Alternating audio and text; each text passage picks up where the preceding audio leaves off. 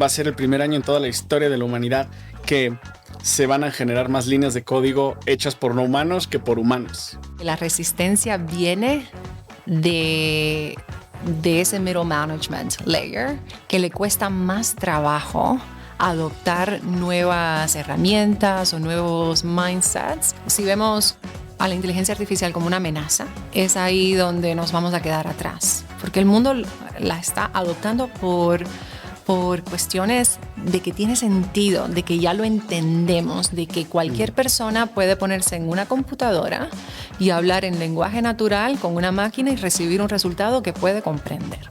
Se han levantado cerca de 108 billones de dólares en VC a lo que da agosto del 2025. Para poder resolver problemas grandes con tecnología se necesita mucho capital.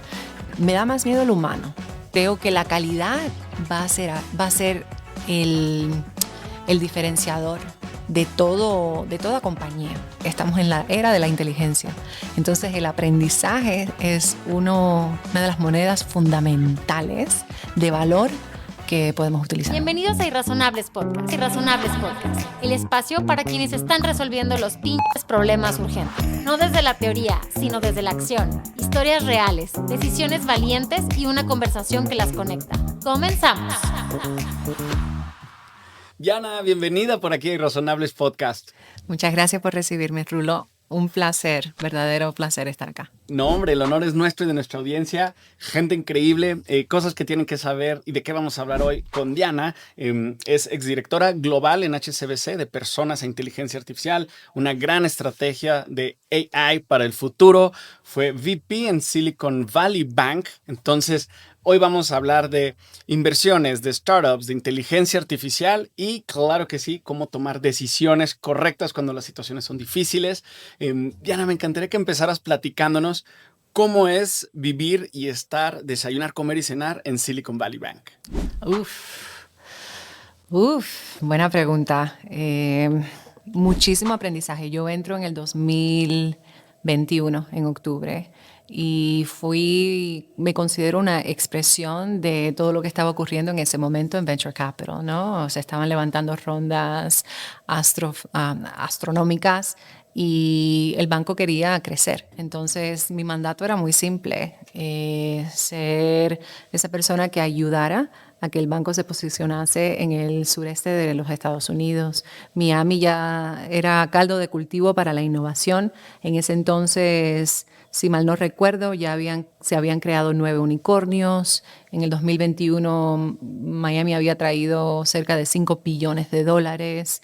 Y a mí me causaba todo el sentido del mundo pensar de que iba a ser ese próximo Innovation Hub en los Estados Unidos. LinkedIn había mencionado a Miami como una de las ciudades que atraía talento técnico top del año. Entonces, todo estaba confabulado, ¿no?, a que Miami se convirtiera en un Innovation Hub. Y ese fue como que la monedita de oro que yo veía venir y fue una gran oportunidad. Entonces, al principio fue empezar de cero, como todo. Empiezas creando equipos, entrenándote a ti mismo en lo que estás entrenando equipos, forjando alianzas, entender realmente quién estaba creando cosas de valor en el ecosistema y un proceso de discernimiento y de escucha activa para poder crear los rieles por los cuales se pudiesen tener conversaciones de banca humana, franca, cercana, que era el tipo de banca que a mí realmente me ilusionaba muchísimo hacer. ¿Y cuál fue el home run más grande que sientes haber logrado ahí en términos de banca y de startups? Bueno, mi equipo en un año pudo atraer $150 millones en un año de cartera, de nuevos depósitos en cuentas, de cheques y de ahorros. Entonces, para alguien que ha estado en el rubro de la banca, sabe lo difícil que es competir a nivel interés, ¿no?, de que la persona o el negocio traiga su dinero y confíe en ti. Al final, el dinero es una expresión del voto de confianza, claro, que te dan los clientes, y poder crecer de esa manera tan rápidamente. $150 millones en un año fue un hito y ocurrió de una manera orgánica con un equipo pequeño. No éramos tantos, éramos 4 gatos. Pero había una necesidad real y los productos eran lo suficientemente egalitarios como para que todo el mundo sintiese que le hablaba su necesidad sin sobrecomplicar la conversación financiera, que tiende a ser una de las razones por las cuales la confianza no se construye y las personas y los negocios empiezan a diversificar sus posiciones. Y de todos esos deals que sumaron los $150 millones, ¿cuál fue el más difícil de aterrizar o el que más orgullo te haya dado haberlo podido lograr? Realmente, yendo un poquito más adelante del dinero, era una métrica de orgullo, era cuántas de las startups que teníamos en nuestro portafolio llegaban a levantar una Series A, ¿no? Ese era realmente el hito. Poder dar acceso a capital, a networks y ser un vaso comunicante en el ecosistema como para poder decir, gracias a que pudimos abrir esta puerta o pudimos posibilitar esta conversación entre un VC y un startup founder, gracias a eso se detonaron toda una serie de cosas y se pudo levantar capital institucional a nivel Series A en adelante. Entonces, tuve varios y tuvimos en Miami, no tenemos una semana de tech, tenemos un mes, y es abril. Entonces ya existían jugadores locales que estaban congregando a la comunidad de innovación local por muchísimos años y al llegar la pandemia se van sumando aún más. Y en abril, durante la conferencia de eMerge, SVB era uno de los sponsors principales. ¿Y qué fue lo que decidimos hacer?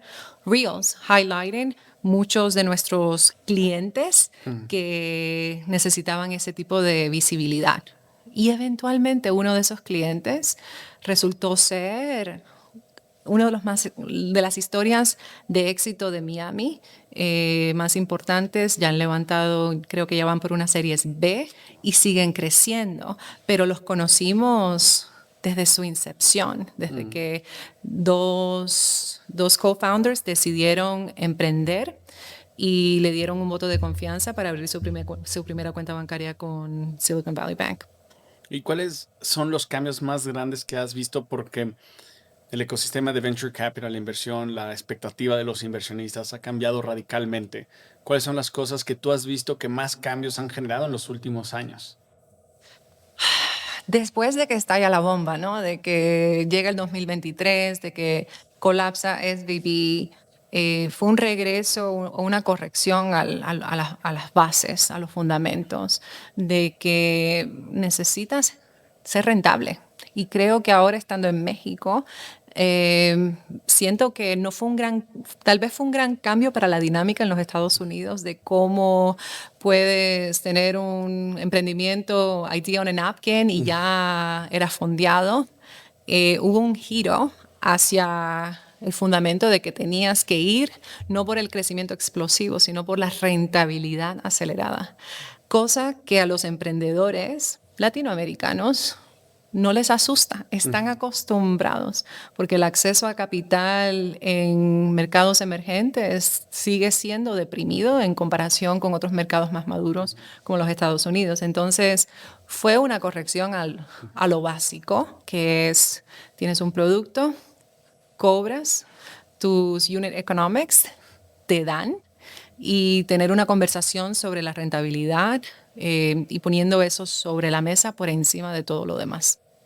¿Cuándo son las veces que tú has visto en las que un emprendedor o una emprendedora no debe de levantar inversión? Porque luego hay una obsesión muy grande por estar levantando y ya levanté Capital Semilla, Friends and Family, voy por una serie A.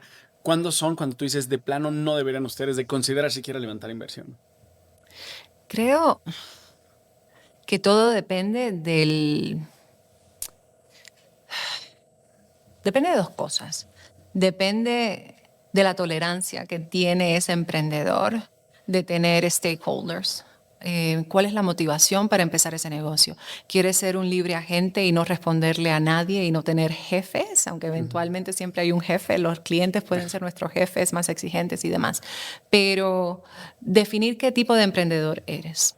y hasta qué punto estás dispuesto a tolerar tener stakeholders que te literal te hagan rendir cuentas de manera continua. Y si ese no eres tú, si piensas que sí es bueno tener un advisory board, pero que te den consejo, no que te exijan a ese nivel, porque te fuiste tal vez de un mundo corporativo para liberarte de toda esa rigidez, creo que lo mejor es un bootstrap, donde estás creciendo poco a poco, pero tal vez el problema a resolver no es global por naturaleza. Para poder resolver problemas grandes con tecnología se necesita mucho capital y es por eso que existe el venture capital. Entonces, me lleva a lo segundo. ¿Cuál es el problema que quieres resolver? ¿No? Si el problema es global, entonces tal vez tienes que subir tu tolerancia de tener más manos a la obra y tener que rendir más cuentas. Pero si tu problema es local y tal vez es un problema de logística y que se va por las tangentes más tradicionales donde la tecnología no es el centro, no es el producto como tal, yo te diría, ahí ya tienes dos maneras de discernir si necesitas capital de riesgo o no. El capital de riesgo está diseñado para poder para poder potenciar apuestas grandes, sueños globales, ambiciosos, que se pueden escalar, ¿no? Porque si no existe esa posibilidad de la escalabilidad, entonces ni para el inversionista ni para el emprendedor tiene sentido poner la anita ahí. Tienen que ser grandes problemas que se puedan resolver generalmente a través de la tecnología. Y después México hace un gran fichaje a través de HSBC, que te traen aquí un gran fichaje para el ecosistema y el país como directiva, y te asignan una misión, pero muy pronto te piden otra misión, hablando de temas globales, ¿no? Te dicen, hoy dirige la estrategia de personas y de inteligencia artificial. ¿Cómo fue esa llamada, esa invitación? Yo, y doy un poquito más de contexto, yo llego para ser la head de innovación y de fintechs, lo cual se expande un poco a ser la head de alianzas estratégicas, que sigue siendo innovación abierta, y corporate venture capital, porque tenemos un brazo de corporate venture capital que ha sido activo en los últimos años, que se dirige desde Londres y como que convencía a grupo a tener una sede en México, una presencia que ya era hora, ¿no? Entonces tuve que hacer un caso de por qué México, why Mexico. Y hay muchísimas estadísticas alrededor del nearshoring boom, obviamente, pero más allá de eso, ya desde Miami veía el corredor de dinero entrando y saliendo de Miami, primero a México y después a otros países en Latinoamérica, y eso lo veía más y más en vez de que llegaran a Brasil, ¿no? Entonces algo se abrió en cuanto al corredor de talento, de ideas. Algo ocurrió en México en el 2021 que yo lo empecé a percibir muy claramente desde mi trinchera en Miami, con startup founders que querían abrir mercado en Latinoamérica, que llegaban primero a México, y viceversa, mexicanos que querían explorar el mercado americano, más que otros peers, que en ese entonces eran en su gran mayoría brasileños y chilenos. Entonces, ¿qué es lo que ocurre? AI llega al mundo, bueno, Generative AI llega al mundo en noviembre del 2022. Y ahí todos los que queremos aprender nos ponemos un poco como que a picar. Y a mí en HSBC me dieron la oportunidad de ser una embajadora de AI Literacy para las Américas, que era parte de un programa de concientización de cómo queríamos utilizar la inteligencia artificial, cuáles eran los comportamientos que queríamos promover, y peer-to-peer sharing de información. Y eso a mí me encantó. Y eso conlleva a que eventualmente me llamen para una posición súper innovadora, que era la posición que tuve de AI People Strategy Lead. Yo solamente escuché AI y eso me hizo completo clic. Yo dije, sí, esto es nuevo. Pero lo que aprecié después al asumir el rol era que era AI People strategy, lo cual significa es cómo una tecnología afecta a nuestra gente a futuro. La estrategia siempre va a estar mirando 2 o 3 pasitos más hacia adelante que el negocio o que el presente. Entonces, yo tenía que vivir en el futuro, yo tenía que buscar respuestas a cosas que estaban cambiando o en ebullición, que nadie lo tiene claro, y tenía que tener esa visión de la pregunta es, ¿cuál va a ser el impacto de esta tecnología en nuestra gente? Y es ahí donde empiezo a tener muchos descubrimientos, muchas conversaciones con data scientists, con psicólogos organizacionales, porque las transformaciones en los corporativos, en las sociedades del trabajo han ocurrido, pero nunca a esta velocidad. La diferencia es la velocidad. ¿Y cómo visualizas el futuro entre esta unión entre la tecnología exponencial acelerada por la inteligencia artificial y las personas? Como un partnership. Como un partnership. Si vemos a la inteligencia artificial como una amenaza, es ahí donde nos vamos a quedar atrás. Porque el mundo la está adoptando por cuestiones de que tiene sentido, de que ya lo entendemos, de que cualquier persona puede ponerse en una computadora y hablar en lenguaje natural con una máquina y recibir un resultado que puede comprender. Ya esa es la gran innovación de Machine Learning que funcionó. Entonces, ¿cómo lo veo? Como una colaboración, como una co-creación. Y tener una mentalidad de AI first es algo de lo que he hablado mucho recientemente, porque no es solamente voy a utilizar una sola herramienta, que ya ChatGPT es la que todo el mundo quiere utilizar, pero ya se ha superado los modelos que pueden utilizar de manera múltiple, diferentes formatos, lo que puedes crear con ello.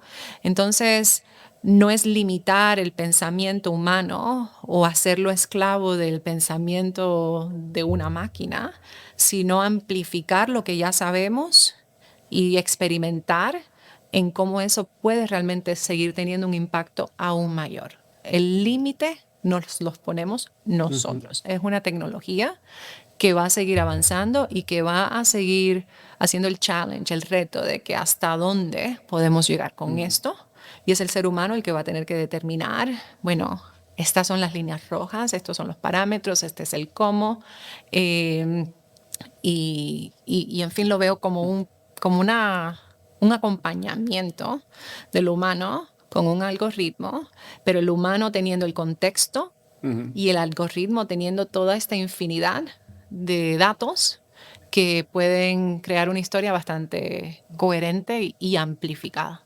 Y nosotros en Irrazonable siempre hemos dicho que detonamos los modelos de negocio y las tecnologías para buscar que las soluciones resuelvan a la velocidad y al tamaño a la que están creciendo los problemas.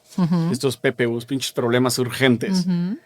¿Cuáles son las IAs que tú ves ahí afuera que la gente que quiera resolver un problema social o ambiental grande debería de estar usando? Cuando hablas de IAs, ¿hablas de modelos o hablas de herramientas como tal? Herramientas y luego modelos. Ok. Yo, de los modelos, sí, pienso que Claude y Anthropic sirven mucho para ese AI a nivel enterprise, porque tienen frameworks de Human in the Loop, de explicabilidad, de estándares éticos mucho más claros y transparentes. Son los líderes en Responsible AI, en mi criterio. Le están dando la competencia a OpenAI. Entonces, cuando uno empieza a rasgar, bueno, ¿qué pasó aquí? Los founders de Anthropic trabajaron en OpenAI. Hay una ruptura y salen y crean Anthropic para hacerlo a la manera que ellos querían. Entonces, para mí siempre fue interesante ver, bueno, ¿por qué realmente se creó Anthropic? Que al final está siendo respaldado por Amazon y es parte del tech stack de Amazon. Como modelo, yo pienso que si alguien quiere empezar a minimizar el riesgo del bias, de la transparencia, de cómo se entrenan los datos, Anthropic Claude creo que es safe. super safe. Son conocidos como el Responsible AI Leader. Ahora, cuando estamos hablando de herramientas como tal, yo creo que es importante ponerlo en contexto de en qué segmento. Obviamente hay herramientas que permiten generar código, code, no code. De hecho, la palabra del año, ayer aprendí que era vibe coding, que es este proceso de co-crear una aplicación con un AI agent, pero sin poner código ninguno, es lenguaje natural. Entonces, vibe coding resulta ser la palabra del año, pero vibe coding es un fenómeno derivado de que ya existen herramientas de AI como GitHub y otras, donde le permiten a equipos técnicos supervisar el código que es generado sin ya tan siquiera tener que picarle. Entonces, en términos de software y engineering, yo creo que cualquier herramienta que haga vibe coding te sirve. Y aparte, este año va a ser el primer año en toda la historia de la humanidad que se van a generar más líneas de código hechas por no humanos que por humanos. Claro. El vibe coding. Ahí está.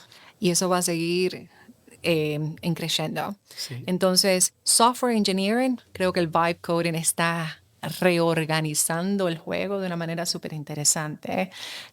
Content creation, que todos ya habíamos empezado en una economía de creación y de influencia desde que sale Instagram. Sí. Si te pones a pensar todo ese contenido que se crea a diario, hay muchísimas herramientas que ya literal lo puedes hacer con un prompt bien pensado y te crea un video, te crea una imagen. A mí me gusta mucho Nano Banana. No sé, ¿lo has probado Nano Banana?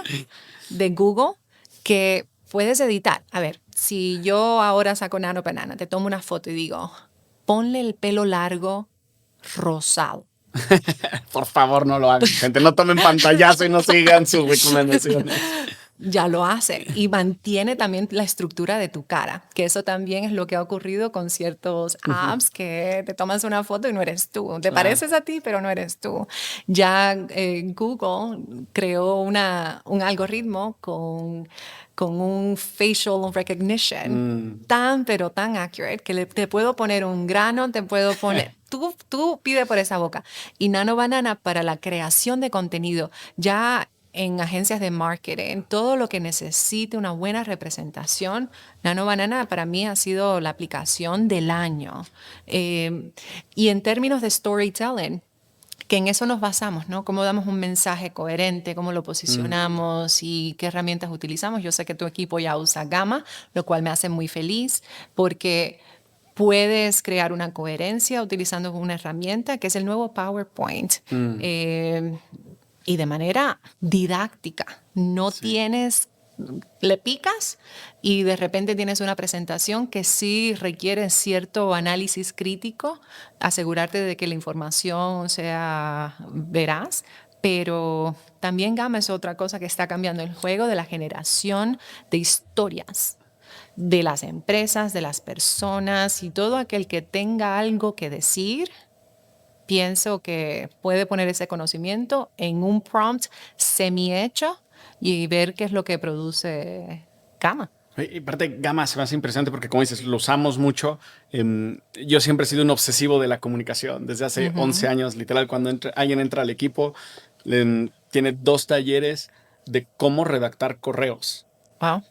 Porque tenemos una forma en que lo hacemos vertical, con viñetas, el color rosa solo en ciertas partes, no en más de 3 palabras. Una obsesión grande porque nos dimos cuenta que tenía la mayor índice de apertura.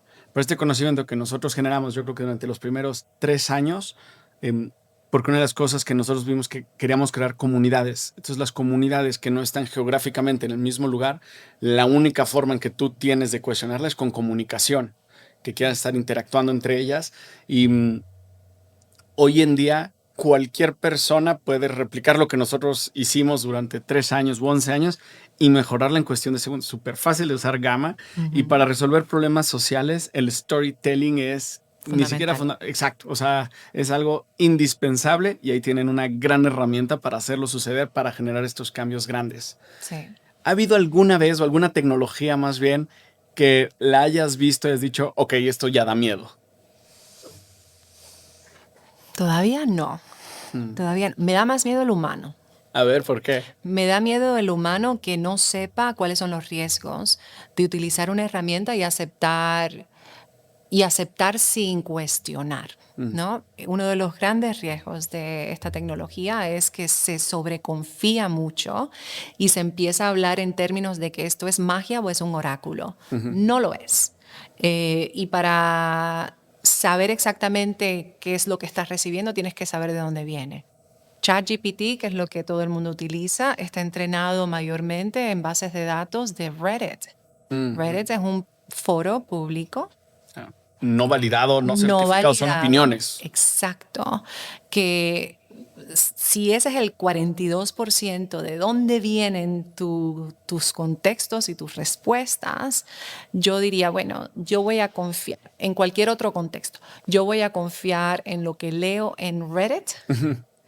¿Cuánto confiaría yo en lo que leo en Reddit y cómo lo validaría? ¿No? Entonces, hay que saber de dónde vienen los datos que entrenan a estos modelos y es por eso que la explicabilidad que tienen los modelos, por ejemplo, como Claude de Anthropic, que te dice de dónde viene, aunque después se crea como una black box, ¿no? Sí.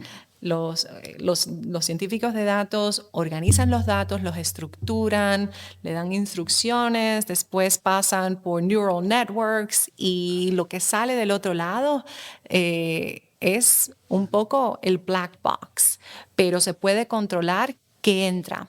Y ese qué entra creo que es fundamental. Entonces los humanos que piensan que esto es una meta-inteligencia, y no aplican un pensamiento crítico como lo harían en cualquier otra situación, eso me preocupa más, porque puedes tener en las manos la herramienta más poderosa, pero si la usas sin un pensamiento crítico, eventualmente lo menos que estás creando es work slop, que es otra palabrita que ha salido en el 2025 para describir el output vacío, que te das cuenta de que es AI quien generó esa respuesta sin ninguna profundidad. Entonces el humano tiene que retrabajarla, aquel que tiene el conocimiento contextual tiene que trabajarlo y eso está creando mucho ruido en organizaciones, porque ya si queríamos llegar a la eficiencia, ahora tenemos que volver hacia atrás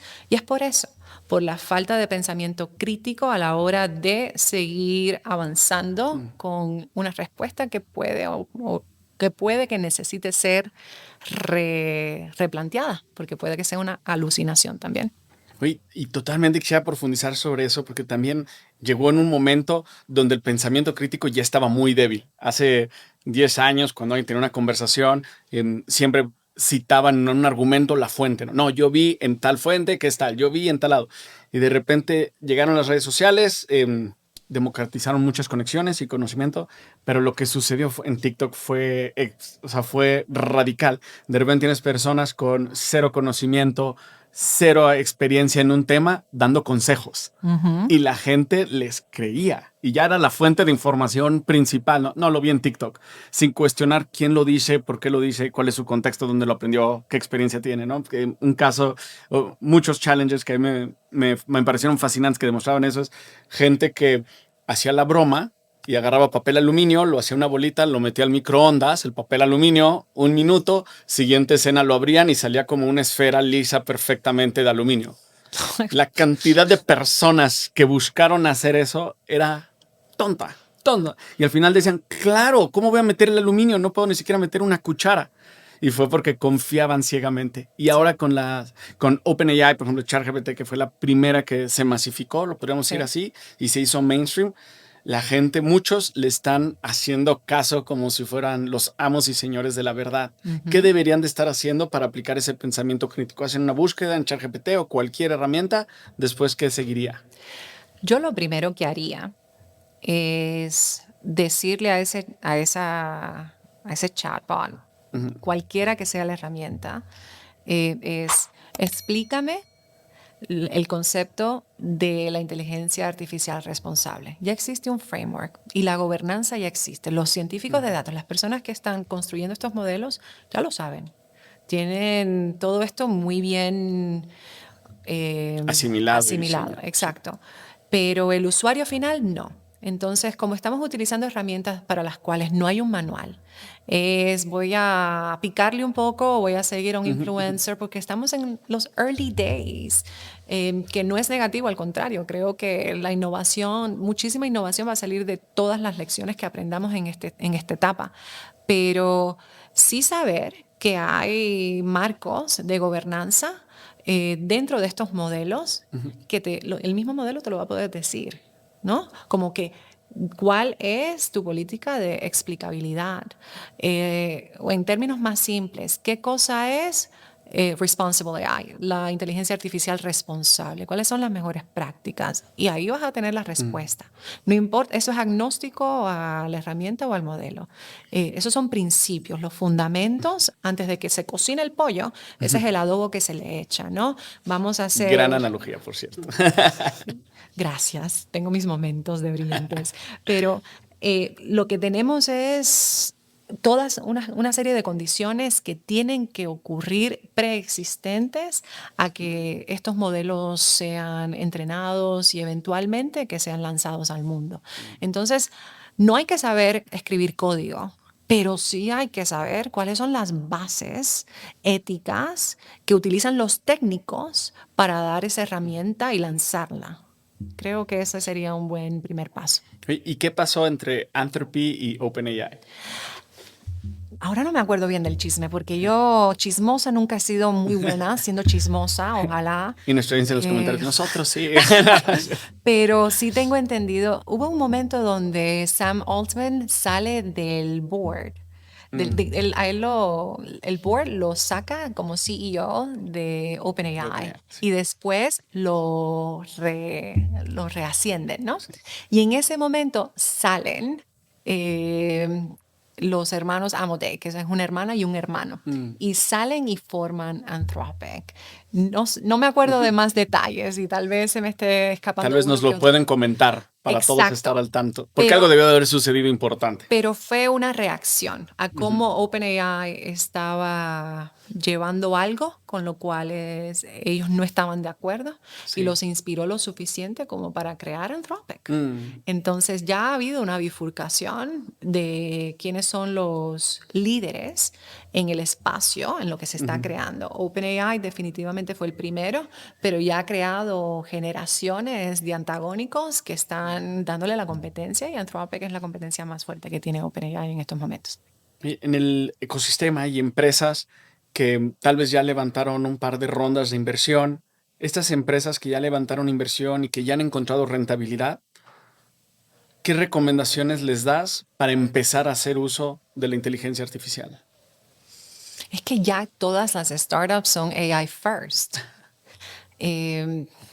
No hay cosa que AI no esté tocando, y no hay startup que yo conozca que esté levantando capital de riesgo institucional que no tenga un AI first mindset o un AI first proposition. Ya lo hacen, es una horizontal. O sea, ya es un requisito hoy para levantar inversión.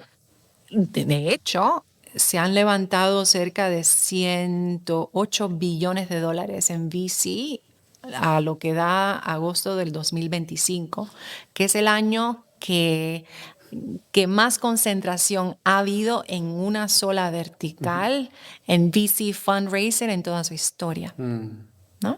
Entonces, ¿por qué si yo soy un startup founder que quiero empezar mi fintech, etcétera, por qué yo voy a obviar el hecho de que ya puedo no solamente crear equipos altamente atómicos, los tiny teams, que esa es la nueva tendencia también?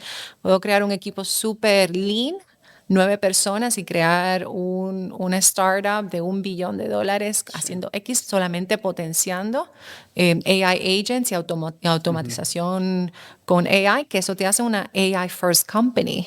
Entonces, aunque tu producto final no sea, que generalmente sí lo es, pero aunque no lo sea, ya tú te catalogas como una AI first company por las grandes eficiencias que vas creando en los workflows, como una empresa de tecnología que está levantando capital de riesgo. Ya es la expectativa, no es una opción. Y me acuerdo porque esto que estamos viviendo en el 2025, que se democratizó la inteligencia artificial, me acuerdo mucho que era un chiste, pero pero parece más anécdota, es que cuando decía, no, pues que los que los taxistas estén peleando con los Uber, es como si los carteros hubieran hecho huelga en contra de Gmail. O sea, simplemente va a cambiar las reglas del juego. Sí. Y hay muchos trabajos, oficios e incluso agencias que ya lo que recibían tal vez un modelo de Iguala de $1,000, $30,000 al mes de un cliente, lo pueden hacer con una persona que medio entienda inteligencia artificial mejor, más rápido. Y todos esos, por ejemplo, industrias muy creativas, ¿no? Como el diseño, la producción de videos que hablamos ahorita, agencias creativas que hacen storytelling, van a pasar a un otro factor, a un tercer plano, cuarto plano. ¿Qué deberían de estar haciendo estas agencias para volver a ser relevantes? Yo creo que no van a dejar, las buenas nunca van a dejar de ser relevantes, porque lo que va a crear tanto work slop, ¿no? Es ese ojo crítico y contextual que crea calidad. Creo que la calidad va a ser el diferenciador de toda compañía, ¿no? Cuán bien haces lo que haces. Y si eso parece algo genérico, algo que realmente fue producido en 5 minutos, eventualmente el público va a tener ese ojo. Ya la gente sabe reconocer que cuando alguien pone en LinkedIn un M-Dash, eso lo creó AI. Y cómo tú te sientes como audiencia cuando te están vendiendo algo que no está tan Tienes bien confianza. digerido. Sí. Exacto. Entonces, elevar la calidad, co-crear, pero sin perder ese contexto y esa profundidad de la expertise que tiene un marketer que tiene 20 años haciendo esto en esta vertical y que de repente está aumentando el output o aumentando su eficiencia, puede hacer más en menos tiempo, pero sigue teniendo ese ojo crítico que vale la pena pagar por ello. Yo creo que los trabajos y las industrias se van a rediseñar en torno a que van a poder hacer más cosas apalancándose de herramientas, pero no van a desaparecer. Al contrario, yo sí pienso que vamos a valorar aún más esa excelencia, ese contexto, y lo vamos a notar en cómo recibimos un mensaje, en cómo leemos un blog post. Todo el mundo va a poder escribir un blog, ya todo el mundo lo puede hacer, no todo el mundo lo hace, pero aquellos que lo hacen, yo que tengo una newsletter que es co-creada con AI, yo tengo mi base, yo sé lo que quiero decir, tengo mi brand voice, tengo ya mi prompt para replicar ese brand voice, le di ejemplos de cómo yo sueno, de qué es auténticamente yo, y entonces lo que he creado es una herramienta que me permite generar eso una y otra vez, pero yo le doy 3 y 4 vueltas a ese contenido final, ¿no? Porque si lo lanzo tal cual lo recibo, es basura. Le falta alma. Entonces creo que lo que nunca llegamos a comprender es la parte de que esto es artificial, ¿no? Artificial. Nos enfocamos mucho en la inteligencia. Yo creo que deberíamos de enfocar un poquito la palabra artificial, de que esto puede ser cóncavo y confuso. Y si uno dimite de la responsabilidad del ser humano, de ser humano, entonces es ahí donde nos vamos a estancar cuando podríamos hacer cosas maravillosas con estas nuevas herramientas. Y cuando lideraste la estrategia de inteligencia artificial para HSBC y talento, 230,000 personas, 230,000 colaboradores, ¿cuáles fueron los descubrimientos más grandes que tuviste ante esta resistencia a automatizar y usar la inteligencia artificial? Que no había tanta resistencia a nivel usuario. Que la resistencia viene de ese middle management layer, que le cuesta más trabajo adoptar nuevas herramientas o nuevos mindsets, porque ya han hecho un trabajo bien hecho por muchos años. Entonces tienen la evidencia y con esa audiencia siempre el challenge va a ser, déjame darte suficientes razones para que hagas cosas diferentes cuando ya has tenido éxito haciéndolo como tú lo has hecho todos estos años, ¿no? Entonces, para mi sorpresa, no era La gente sí, siento que si tú le das algo que es intuitivo, que es divertido, que les ahorra tiempo, que les permite crear más rápidamente, que les permite hacer trabajo que les interesa más, si les salva tiempo para hacer trabajo más interesante, no hay resistencia. Pero la resistencia sube 2 niveles cuando ya a nivel liderazgo, a nivel people leader, tienes no solamente que aprender tú, dedicarle tiempo de ese día tan complicado que a veces los líderes tienen, a aprender, a experimentar, a crear espacios seguros para tener conversaciones difíciles, porque ya hay que prepararse para que te hagan una pregunta incómoda de qué es lo que va a pasar con mi trabajo. Y si tú como people leader no tienes una respuesta o te escondes, es ahí donde el cambio no ocurre. Es ahí donde entonces empieza a haber resistencia porque de nuevo empieza a haber desconfianza. Entonces encontré que era muy importante tener cursos para los líderes de la empresa para que tuviesen esos key messaging de cómo comunicar, no solamente ser autodidacta, sino cómo comunicar lo que esto implica y llevarlo a un nivel más arriba de que esta es nuestra estrategia y ahí era donde yo vivía y esto es lo que esto implica para nuestro negocio, para nuestros clientes, para nuestra gente. Y hasta que no se destrabe ese eslaboncito que ha hecho las cosas, que tiene cierto nivel de seguridad y le llamaría arrogancia por la gran eficiencia que han logrado y por eso están donde están. Hasta que eso no se rompe, entonces no construyes confianza, no tienes ese psychological safety, que es lo que le llamamos en el rubro de HR, para que la gente realmente pueda expresar su opinión y tengan un sentimiento positivo hacia el cambio.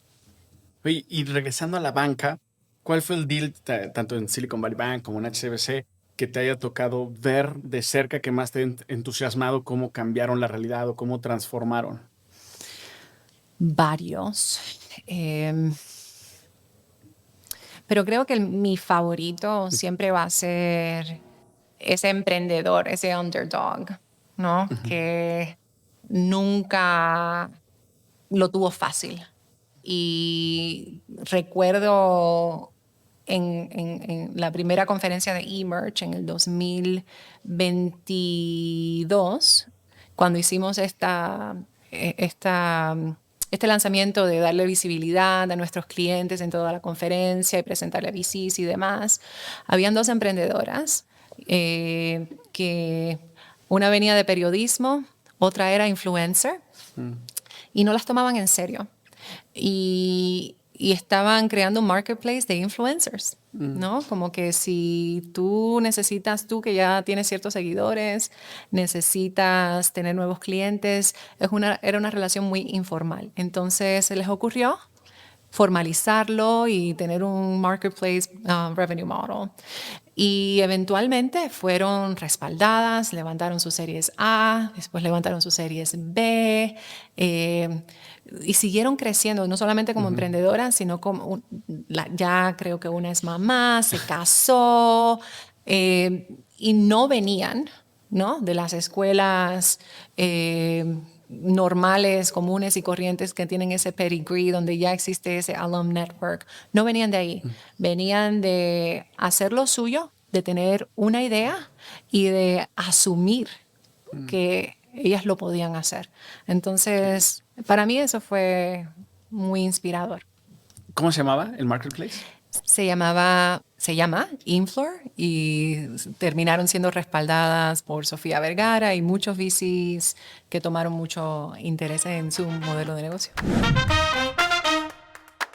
¿Qué le dirías a alguien que quiere implementar inteligencia artificial sin perder humanidad? Sin perder humanidad. Wow. Nos pusimos filosóficos. Qué buena pregunta. Le diría que sigue con la curiosidad. No pierdas la curiosidad. Es sumamente importante mantenerse curioso en todo momento, sin importar la herramienta que estemos utilizando. ¿Alguien que tiene miedo de perder su trabajo por la IA? Tu trabajo va a cambiar especialmente si no aplicas hoy curiosidad, pensamiento crítico, pensamiento creativo. Los trabajos definitivamente van a cambiar. Y también hay trabajos nuevos que van a emerger. Entonces, el aprendizaje, estamos en la era de la inteligencia.